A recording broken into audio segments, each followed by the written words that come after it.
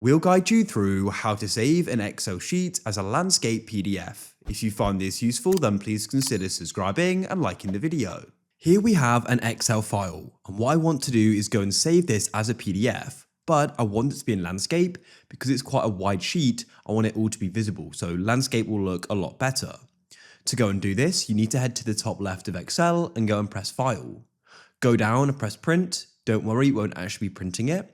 Where it says printer, select that there, and you need to press print to PDF, like so. Go down, where it says portrait orientation, select that, and change it to landscape. You can go and see we've now gone and rotated it, and then what you can do is go and adjust the scaling at the bottom here, go and click on it, and we can do fit sheet on one page, and it will all be on one page. Or you can go and change that differently, it's going to be up to you. But that's it, just go and press print, we'll then get this pop-up, and we can go and choose where you want to go and save it. I'll just put it on my desktop. I've located it, we can double click it to open and it's in landscape.